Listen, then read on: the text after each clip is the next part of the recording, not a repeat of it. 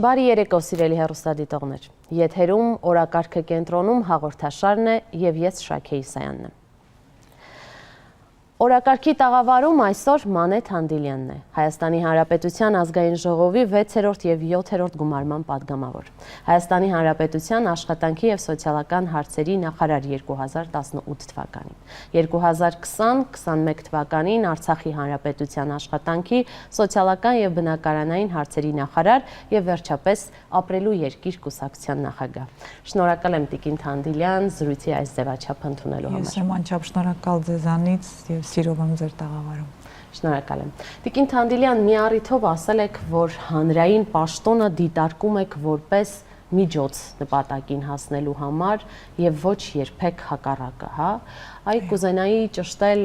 Մանեթ Հանդիլյան քաղաքական գործչի համար որ պաշտոնն է եղել այդպես առավել նպատակներին հասնելու, իրականացնելու համար միջոց։ Դա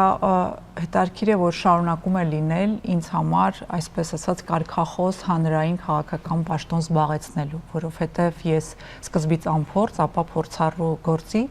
հենց այդ հետքերով էլ գնացել եմ։ Երբ որ ես ընտրվում էի պատգամավոր, ես հավատում էի, որ Հայաստանում պիտի ձևավորվի նոր քաղաքական ուժ, մարդիկ տեսնեն ինչպիսի քաղաքական գործիչներ եւս կարող են լինել, եւ ահա այդպիսով վստահեն այդ գործիչներին։ Դա հնարավոր էր ազգային ժողովում։ Եվ ահա այդ ճանապարհը ես ընտրելով պիտի ներկայանայի ժողովրդին։ Որից հետո գիտեք հայտնի փոփոխությունները, իշխանափոխությունը, այլ կարգավիճակը, նաեւ Հայաստանի այլ զարգացումները, ու ահա այդպես ես օգտագործել եմ միշտ իմ պատգամավորական մանդատը եւ պաշտոնները քաղաքական նպաստելու Հայաստանում եւ Արցախում զարգացումների։ Այն պահից, երբ ես տեսնում եմ, որ դա այլևս չի աշխատում, այդ գործիքը չի աշխատում, դա ինձ համար դադարում է լինել արդյունավետ միջոց, որովհետեւ ինձ համար արդյունավետությունը կարևորագույն ցուցանիշ է որևէ բան անելու, հատկապես քաղաքականության մեջ։ Եվ ահա նաեւ որ նկատեք, այդ հետագծով է եւ պաշտոնների փոփոխությունը եւ նախաձեռնությունները, այդ ու նաեւ կուսակցություն ստեղծելը եւ քաղաքական այլ ձևաչափով պայքարելը, որովհետեւ ես խորապես համոզված եմ, որ բոլոր խնդիրները իշխանության լծակների, իշխանության գործիքներում են եւ միջոցը հասնելու արդյունքի որակյալ իշխանություն ունենալն է երկրում։ Եվ այլևս ինձ համար հենց դա է չափանիշը փոփոխությունների ձևավորել որակյալ իշխանություն եւ այնպիսի թիմի հետ գնալ այդ ճանապարհը, որտեղ որ դու կիսում ես արժե համակարգը, սկզբունքները եւ մոտեցումները։ Եթե այդպես չէ, ապա երբեք այլևս։ Շատ լավ։ Տեսեք, նախորդ հարցի եւ այս հարցի միջև այսպես հսկայական ժամանակային, իրադարձային, ինչու՞ չէ նաև գաղափարային անկում կա։ Ամեն դեպքում Մանեթ Հանդիլյան քաղաքական գործչի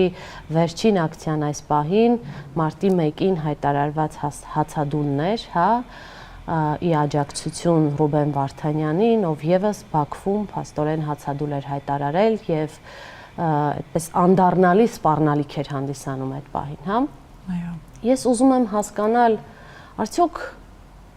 հուսալքության ճիչ էր, հուսահատված քայլ էր, այս ամենակուլ անտարբերությունը հաղթելու փորձ էր, թե չգիտեմ, այս ապրելու երկրում այլ գործիքակազմ, Տիկին Հանդիլյան, քաղաքական եւ բարոյական մեսիջները տեղ հասցնելու չկան։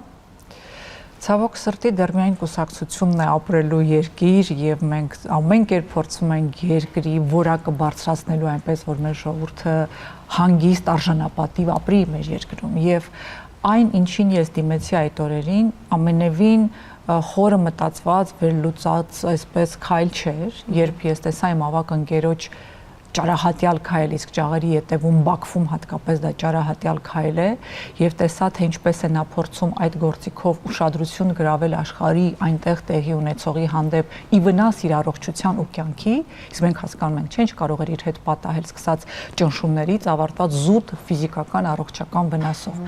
Ես ուղղակի ցավ ապրեցի ու խնդրանք էր դա իրեն ուղված, որ ինքը ողջ մնա, առողջ մնա, որովհետև ինքը պիտի իմանա, որ իրեն այստեղ սպասում են, բոլորն ապերախտ չեն, մեր ժողովուրդը երախտամոռ չէ, այն ամենի հանդեպ, ինչ ինքը արել է հայ ժողովրդի եւ Արցախի համար, եւ մարդիկ այնտեղ նստած պիտի դա իմանան եւ խոսքը միայն իր մասին չէ բոլորի, նրանք պիտի իմանան, որ իրենց սպասում են, այլապես այդ ուժը, որպեսզի նրանք պայքարեն այնտեղից, որտեղից պիտի գա այն, որ Ռուբեն Վարդանյանի ուժը զարմացրել, ապշեցրել է բոլորին, թե նա ինչպես է կարողանում այնտեղ պաշտպանել Հայաստանի Հանրապետությունն ու Արցախը, սա ուղղակի այլ քննարկման առարկա է եւ հիացմունքի, զարմանքի, բայց ես իրեն ճանաչելով գիտեմ, որ նա դա կաներ այդպիսին է եւ այսօր այդպիսի հայորդի է պետք Հայաստանին եւ Արցախի ժողովրդին, հետեւաբար սա զուտ խնդրանք է ուղղված, բացառապես իրենոնց, որում խնդրանք, որտեղ ես գիտեմ, որ նա մտածված քայլ է արել, նա գիտի թե ինչ է արել եւ ինչու, որպեսզի ողջ ու առողջ մնա։ Սա միայն այդ մասին էր, որ իմանա, որ իրեն սպասում են եւ այդ ուժը ստանա եւ ինչպես նկատեցիք, նույն սոցիալական հարթակներում մարդիկ հանկարծ հասկացան, թե ինչպիսի հայորդի է այնտեղ, ովքեր են այնտեղ պահված։ Եվ այդ ալիքը ինչու՞ չէ պիտի ասեմ, ինձ շատ ուրախացրեց, երբ որ մարդիկ սկսեցին նաև իրեն դիմել խնդրանքով, որ ինձ ասում էին ինչով ձեզ օգնենք, ախր ինձ օգնելու բան չկա, մենք պիտի իրեն խնդրենք, որ դադարեցնի եւ փորձենք անել այն քայլերը, որոնց պատճառով նա դա սկսել էր։ Խոսքը դրա մասին է եւ այդ պահից ի վեր մենք շատ քննարկումներ ունեցանք որոշելու, որ այո, բոլորս բավարար չենք արել, որ նա ստիպված է եղել այդ քայլին դիմել եւ չպիտի տանք առիթ, որ դա մի անգամ էլ տեղի ունենա կամ մեկ այլ մեր գերիներից որը մեկը նման քայլի գնա։ Դա նշանակում է մենք բավարար չենք արել այստեղ։ Տարբեր պատճառներով կարելի է դա բացատրել, կարելի է արդարացնել, բայց ըստ էության փաստը մեկն է, ոչ իշխանությունը, ոչ մեր հանրությունը, ոչ միջազգային հանրությունը, որևէ մեկը չի անում բավարար այդ մարդկանց համար այնտեղ գտնվող։ Եվ ես տեսա, որ մարդիկ սկսեցին միջազգային հանրությունը այստեղ է կանալ, եւ այդ ակցիան ինչ որ ձայն բարձրացրեց ինքն իրենով, թեպետ նպատակը մի փոքր այլ էր, եւ այո, լավ միջոց չէ, բայց երբեմն գործիք է ուշադրություն գրավելու, ինչը Ռուբեն Վարդանյանը արեց եւ միջազգային հանրությունը տեսանք սկսեց խոսել այդ մասին, բայց դա իր աշխատանքը չպիտի լիներ, իր անելիքը չպիտի լինի, սա է ամենացավալին։ Ես միանշանակ կձեզ հարցնելու էի, թե արդյոք բավարար եք համարում այն քայլերը, որ կատարվում են առհասարակ այս հարցի շուրջ, որովհետև անկեղծ կլինեմ, թվում է թե պիտի հսկայական աշխատանք կատարվեր, հա, լոբիստական աշխատանք պիտի կատարվեր ամբողջ աշխարհով մեկ, չգիտեմ, ուղեղային կենտրոններ պետք է ստեղծվեին,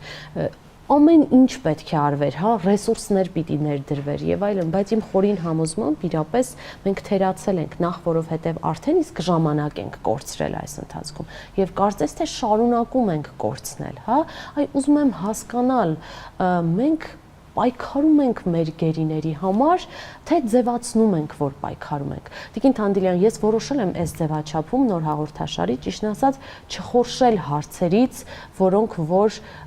առնվազն հաճելի չեն, բայց ուզում եմ նաև, որ հենց մենք հյուրերի հետ գտնենք հստակ պատասխաններ եւ հեռուստադիտողն էլ գնահատի հենց այդ հանգամանքը, որովհետեւ եթե մենք ձևացնում ենք, որ պայքարում ենք գերիների համար, ապա պետք է հասկանանք, որ սա գերիների խնդիրը չէ, եթե մենք կարծում ենք, որ այս խնդիրը միայն Բաքվում գերեվարված մեր հայրենակիցների խնդիրն է, մենք չարաչար սխալվում ենք, կամ այդ մասին է, մենք չարաչար սխալվում ենք։ Այ ըստ ձեզ էլ ինչ պետք է արվի, որպեսզի այս մոտեցումը, այդ տրամաբանությունը կամ այդ պատկերացումը մեզանում ընդհանրապես ոչնչանա։ Նախ ինձ համար չկան տհաճ հարցեր, հարցը որ առաջանում է, ինքը այո, պիտի ունենա պատասխան, հատկապես մեր հանրությունը պիտի մանրամասն պատկերացնի, հասկանա ինչի մասին է։ Եվ այո, երբ որ խոսում ենք հավաքական մենքի մասին, որտեղ պիտի նաև բնութագրենք, բնորոշենք ով է այդ մենքը, հանրությունը, Հայաստանի Հանրապետության, Արցախի միջազգային հանրությունը, իշխանությունը, քաղաքական ուժերը, ովքեր են այդ մենքը, առանձին անհատներ, հանրահայտ։ Եվ երբ որ այսպես վերլուծում ես, հասկանում ես, որ այո, այստեղ տարբեր բաղադրիչներ կան, բայց ամենակարևոր կոմպոնենտը, որը մենքի մեջ պիտի գործաներ, դա Հայաստանի Հանրապետության իշխանություններն են, որովհետև ես որպես քաղաքական ուժի ներկայացուցիչ կուսակցության նախագահ դիմել եմ տարբեր հանրություն, ես նաև հասկանում եմ, չէ, հնարավորությունների չափը, բայց դիմել եմ միջազգային տարբեր հանրությունների նաև հենց այդ պատճառով, հասկանալով, որ այսօր ծանր վիճակում է Հայաստանը, ու եթե մի պահ ինձ թույլ տամ մտածել, որ դա է պատճառը, ես խոսում եմ ու դիմում միջազգային հանրության, բայց իրենք մի ուղիղ կարմիր թելով այսպես մեզ մեսիջ են ինձ ասում, ձեր իշխանությունը առաջնահերթություն եւ իր օրակարգում չունի այս հարցը եւ մենք չենք կարող անել որևէ բան առանց այդ օրակարգին աջակցելու միտումով, որովհետեւ առաջնորդ պիտի լինի օրակարգի։ Ու դա պիտի անի Հայաստանի Հանրապետությունը, ինչու, որովհետեւ մարդիկ, ովքեր այնտեղ պահվում են, Հայաստանի Հանրապետության քաղաքացի են ու միայն Հայաստանի Հանրապետության։ Ուրիշ ոչ մի երկիր առանձին վերցրած մեծ հաշվով անելիք չունի, եթե քո երկիրը դա չի անում։ Իսկ մեր երկիրը այս պարագայում Հայաստանի իշխանությունները, ես անգամ չեմ էլ ուզում նույնացնել, բայց փաստ է, երբ որ ոչինչ չեն անում, եթե չասեմ անգամ իրենց օրակարգով խթանում են նրանց այնտեղ պահվելը, որովհետև դուք լսեք մամուլի ասուլիսները Նիկոլ Փաշինյանի տեքստերը ԿՊ-ի падգամավորների տարբեր, նրանք հատորներ են ավելացրել իրենց խոսքով, նրանք նպաստում են նրանց այնտեղ պահման, նրանք վտանգ են տեսնում նրանց վերադարձի եւ հետեւաբար Ալիևյան ռեժիմի հետ աշխատում են նրանց երկարաձգելու այնտեղ պահումը, չհասկանալով, թե դա ինչ վնաս է տալիս Հայաստանի Հանրապետությանը։ Այդ դատավարությունը այդ մարդկանց մասին չէ։ Եթե դուք լսում նայում եք դատախազների բարձրացած մեղադրանքը, Հայաստանի Հանրապետության դեմ է այդ դատավարությունը։ Նիկոլ Փաշինյանը իջացրել է նշաձողը այնքան, որ սա դարձել է տարածքային վեճ։ Երբ որ սա տարածքային վեճ է, այդ մարդիկ ներկայացնում են որպես սեպարատիստ, ու այլևս չկա Արցախի ժողովրդի ինքնորոշման իրավունքի համար պայքարած իրավական լեգիտիմ պայքարի մարտիկներ։ Այնտեղ կան մարդիկ, ովքեր ոտնձգություն են արել Ադրբեջանի տարածքի վրա, ինչը սպասարկում է Նիկոլ Փաշինյանը, եւ սա ցավալի արձանագրեր, որովհետեւ այնտեղ դատվում ենք բոլորս։ Այդ մարդիկ դատվում են, որովհետև հայ են, որովհետև պայքարել են հայ ժողովրդի իրավունքի համար։ Սա չտեսնված, չլսված բան է, երբ որ միջազգային կառույցների կողմից ճանաչված իրավունքի պաշտպանման համար դատվում են մարդիկ եւ այն պետությունը, որը ի բնե պատասխանատու է այդ մարդկանց համար, ոչինչ չի անում, եթե չասեմ հակառակը։ Սա ամոթալի էջ է հայ ժողովրդի պատմության մեջ, ու դրա համար է իմ հույսը մեր ժողովուրդը, որպեսզի սա հասկանա, ոտքի կանգնի եւ այս իշխանություններին պարտադրի այդ օրակարգը։ Տեսեք, ես միանշանակ ձեզ հետ համաձայն եմ, այդտեղ երկրորդ կարծիք չի կարող լինել, բայց հարցը եկեք երկու կողմից դիտարկենք։ Իշխանությունների մասին ամեն ինչ պարզ է, դուք ինքներդ էլ հա այդպես մեջբերեցիք դրդապատճառները, գուցե իրենք քաղաքական այդպես ահազանգ են տեսնում այդ մարդկանց հետ վերադարձի։ Երկրորդ հատվածը, տեսեք, նախ կարծում եմ, որ ցանկացած հայ, ով առնվազն իրեն իդենտիֆիկացնում է որպես էթնիկ հայ, պետք է այսօր գիտակցի, որ այդ շոուի հերոսը Բաքվում տեղի ունեցող կարող էր լինել հենց ինքը, միայն նրա համար, որ ինքը ուղակի հայ է։ Այստեղ կարծում եմ երկրորդ կարծիք չկա, հա։ Եվ ես այս երկրորդ հատվածը, որ ավելի շատ հասարակությանը, հանրությանը ուղված այսպես իմ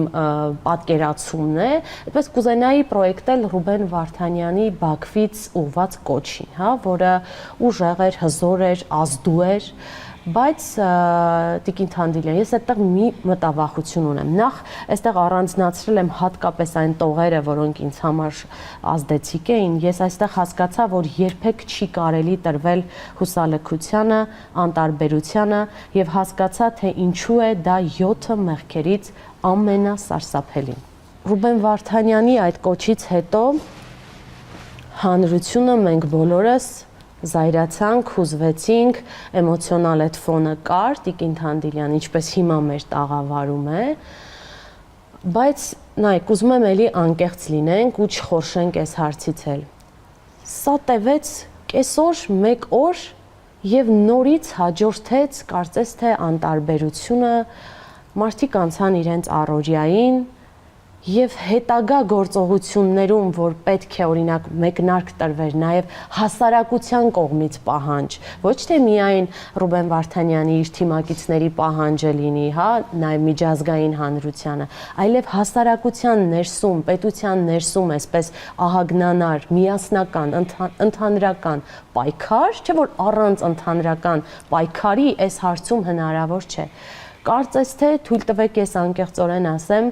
ես գոնե չնկատեցի, այսինքն այդ կար, այդ ֆոնը, բայց հետո անտարբերությունը նորից ծածկեց։ Այ ինչու, երբ մենք դարձանք այսքան հայ մարդու հանդեպ անտարբեր, մեր բոլոր գերիների, ովքեր այսօր Բաքվի բանտերում խոշտանգվում են։ Տեսեք, երբ որ մենք տեսանք այդ նկարները այդքան ազդեցիկ եւ պատկերները, մարդկանց էմոցիոնալ ֆոնը սկսում է այդտեղ բարձրանալ։ Եվ մինչ այդ գործող այդ անտարբերությունը սկսում է մարդ իրեն ինչ-որ չափով մեղավոր զգալ այդ վիճակի համար։ Երբ որ դա ավարտվում է, մարդիկ համարում են, որ ինչ-որ հարց լուծված եւ անցնում իրենց գործերի։ Սա չեմ ուզում ասել նորմալ է, սա նորմալ չէ, բայց ցավոք սրտի այս ինֆորմացիոն դարում ամեն օր, կես օրը մեկ, այնպիսի մի նյութ է նորից գալիս։ Մարդիկ այս ինֆորմացիոն չեն հասցնում անգամ մեկը մարսել, մյուսն է գալիս, այն մյուսին են արձագանքում եւ աստիճանաբար առաջնայինը նորից երկրորդային պլան է մղվում։ Եվ երբ որ մենք հացադուլի մեջ ենք, մենք որոշում ենք կայացրել, որ այս օրակարգը պահելու ենք, այս թեման պահելու ենք օրակարգում, բայց ինչպես եթե մարդկանց աջակցությունը չկա։ Եվ հետեւաբար մենք սկսեցինք նաև դիմել տարբեր մարդկանց ու տարբեր խմբերի, ինչը հիմա նաև անում են, օրինակ, եթե սոցիալական ցանցերում եք օրը մեկ post status ինչ որ կարող եք այդ մասին խոսել, գոնե մեկ անգամ օրեկան։ Ու եթե մենք բոլորս դա անենք, պատկերացրեք ինչով ողողված կլինի սոցիալական կայքերը։ Կամ ամեն օր հետ նայել ու մտածել, այսօր ես անձամբ ինչ եմ արել այդ հարցի համար։ Շատ բարդ է մարդկանց իսկապես պահել թեմայի մեջ, անկեղծ պիտի լինենք, հա։ Եվ իհարկե նուրբ թեմաներին է հարցը, հասկանում եք, մարդիկ գուցե անզորությունից չեն կարող հաճախ ասում են ինչ անենք տիկին, ասում են ինչ պիտի անեք, ինչ կանեք, եթե ձեր դուք լինեք այնտեղ, ինչ կուզեիք որ անեն ձեզ համար, խոսեք այդ մասին, մի թողեք որ իշխանությունը մոռացության տա, ինչը բարեհաջող անում է նույն սոցիալական կայքերում, ցանցերում եւ արցախցիների հանդեպ այդ համատարած ատելության մթնոլորտը, որ ստեղծում է իշխանություններին ֆեյքերը եւ իրենց գործիքակազմով դա անում են, դա նույնպես մարդկանց հետ է պահում, վանում է, որովհետեւ նրանք ասում են խոսենք այս մասին, կարող է մեզ չարախոսեն նույն այդ տիրույթում։ Սա մի սարսափելի մթնոլորտում ենք ապրում։ Հետեւաբար այդ անտարբերությունը հետևանք է այդ մթնոլորտի, որ դու նաև քեզ պաշտպանում ես անտարբերությամբ։ Մարդիկ սկսել են իրենք ինչ-որ ինքնապաշտպանական գործիքակազմ փորձել կիրառել, որովհետև այս համատարած ատելությունն ու մեկը մյուսին ամեն ինչում մեղադրելն ու այդ հատկապես արցախների հանդեպ վարքագիծը անընդունելի է եւ մարդիկ ինչ-որ ձևի պաշտպանում են, բայց մենք որպես քաղաքական մարդիկ, արդեն գամ մենքին որպես մարդիկ, ովքեր ունեն այդ հարցը իրենց օրակարգում, ինչ պիտի անեն։ Մենք նաև գիտեք դիմել ենք ՄԱԿ-ի կառույցներին եւ Հայաստանում, որպեսզի այնտեղ մասնակցեն, նամակին պատասխան ենք ստացել, հիմա հանդիպում ենք ուզում, կառավարության մոտ փոքր հավաքներ ենք անում, ինչու, որովհետեւ ուզում ենք մարդիկ պարագայում ամեն դեպքում դա հիշեն, չմոռանան,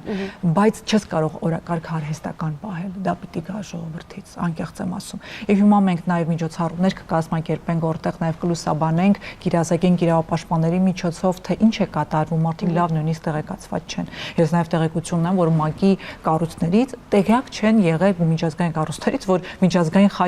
կարմիր խաչն են հանում Բաքվից։ Այսինքն մարդիկ այդ աստիճան իրազեկ չեն խնդիրներից։ Եվ հետեւաբար նաև իրազեկվածությունը պիտի ապահովենք, եւ ես դրան նվիրելու եմ իմ ամբողջ գործունեությունը այլևս, որովհետեւ ինչ-ինչ հանգամանքներով պայմանավորված ես փորձել եմ ավելի զուսպ արվել, հասկանալով, որ սա այնպիսի նուրբ թեմա է, որ չվնասելու սկզբունքը առաջնային է ամեն պարագայում։ Հիմա այսօր այնպիսի վիճակում են, որ մարդիկ այնտեղ են անում քայլեր, որոնցով կարող են իրենց վնասել, բայց ուզում են պայքարել։ Այդ դեպքում մենք ով ենք, որ այդ օրակարգը առանց դրա էլ այո, առաջնային չպահենք, առանց դրա էլ ամեն օր ցավ է։ Այս վիճակում, որտեղ մենք ապրում ենք, Շահե ջան, խոսեցինք նաև Շակե ջան քեզ հետ այն մասին, որ էլ ապրել չի լինում։ Ուղղակի ամեն ինչ ասում ինչպես է հացադուրան, ասում իսկ ինչ կերածս ուր էր գնում։ Այո, նկարագրող որ ասեմ։ Իհարկե, եւ այս ամեն ինչին եթե մենք պիտի արդեն միսու արյուն տանք, դա պիտի դառնա մեր նաև բոլորիս քաղաքական գործիչներն եմ ասում, պահանջը, քաղաքական օրակարգը, եւ ես ասել եմ այստեղ կուսակցական որևէ հարց առհասարակ գոյություն չունի։ Ես տեսել եմ նաև տարբեր մարդկանց մոտ, տարբեր կուսակցական պատկանելության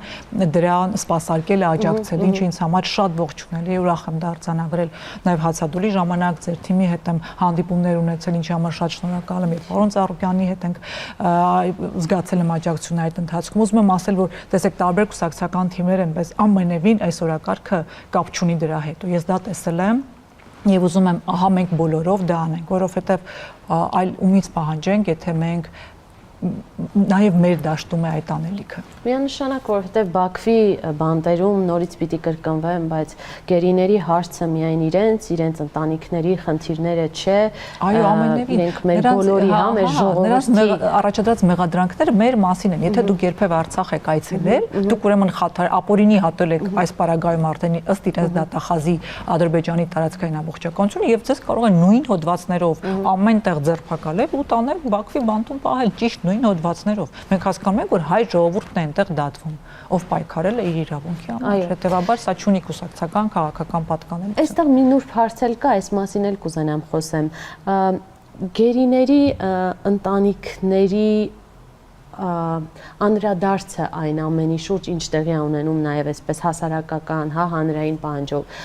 ինչպիսին է, որովհետև երբեմն լինում են դեպքեր, որ օրինակ ընտանիքները դեմ են լինում ինչ-որ բանի, այս գիտակցումը կա, որ իրենք հանրային, այսպես հայ ժողովրդի գերիներն են եւ ոչ թե միայն իրենց ընտանիքներ, որովհետև էլի նուրբ սահման է, տեսեք, մենք հասարակության կողմից ասում ենք, որ այդ գիտակցումը կա եւ պետք է լինի ավելի մեծանա, որ սա մեր բոլորի հարցն է,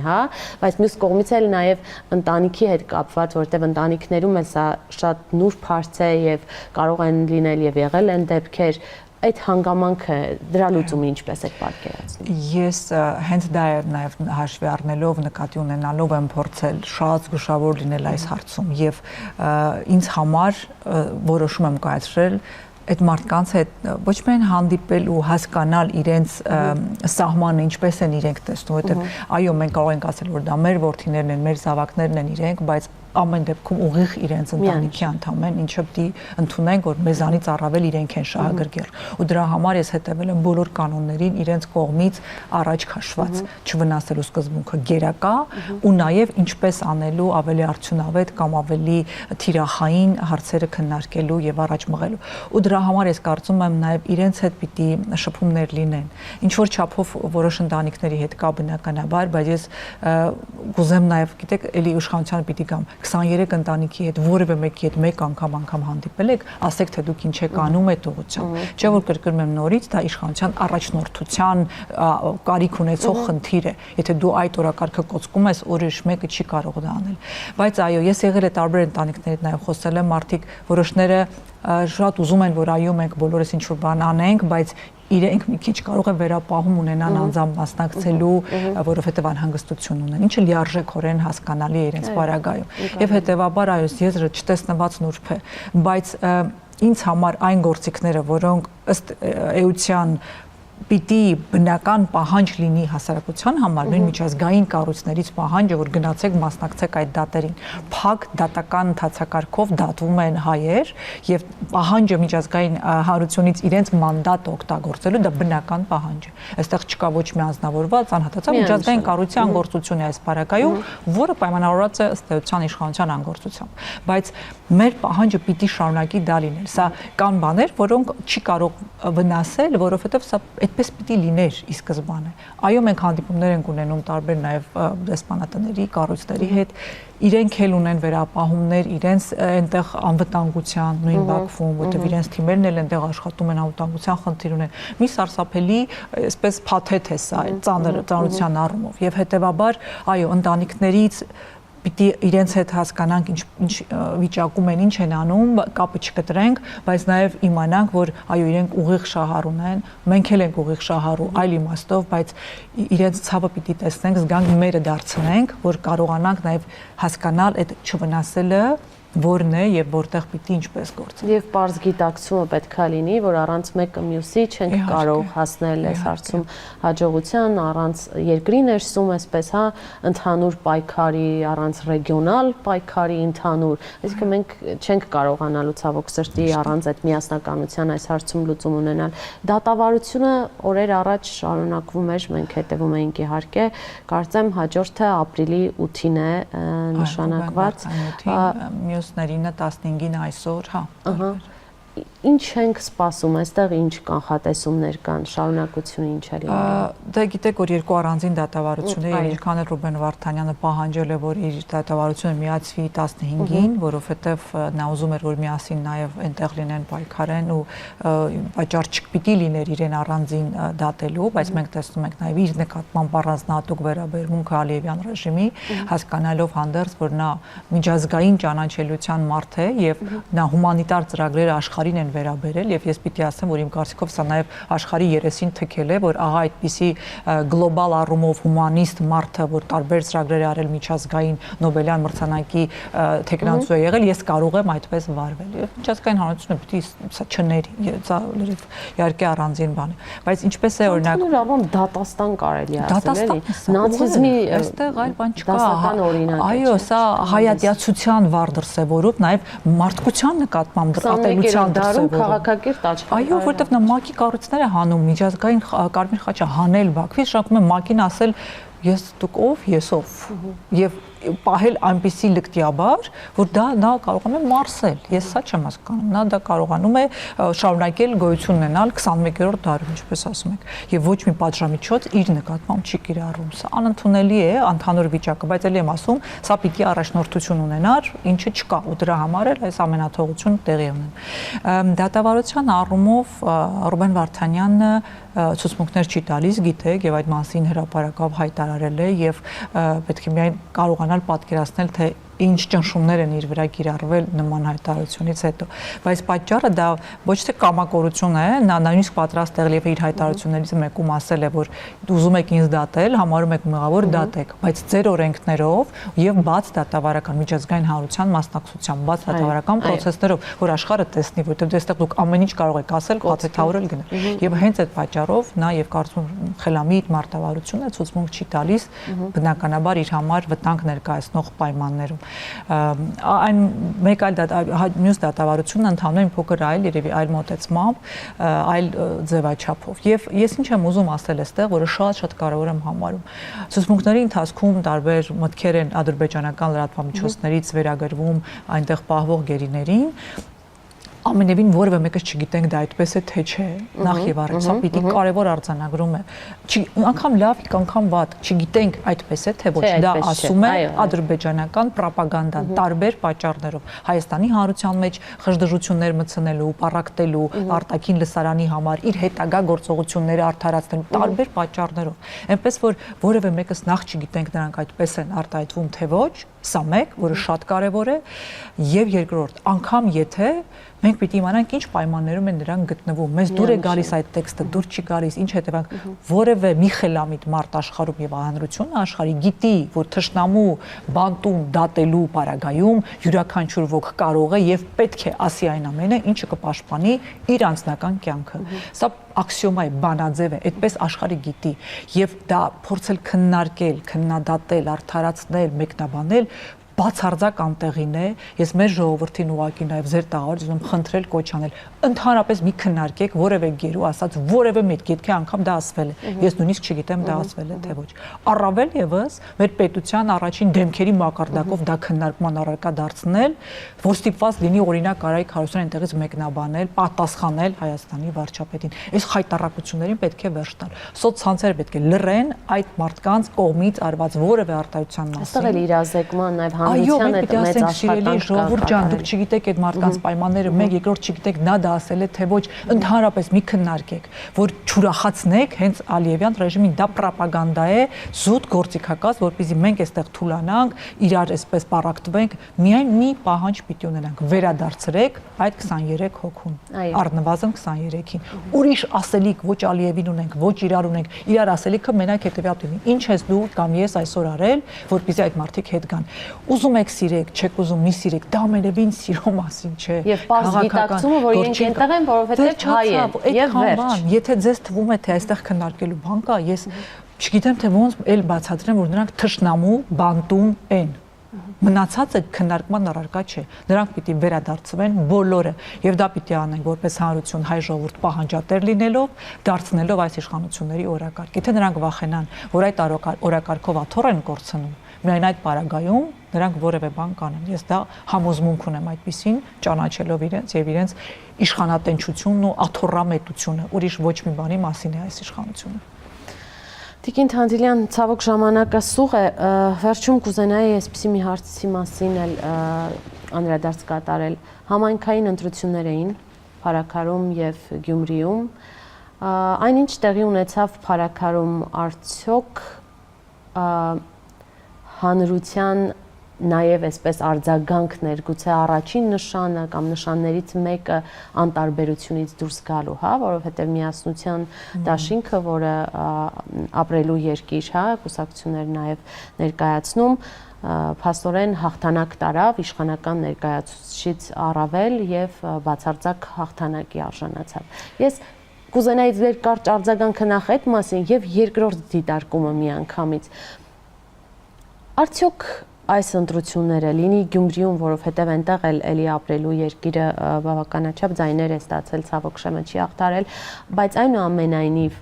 այդ ընտրական համայնքային ընտրական process-ներում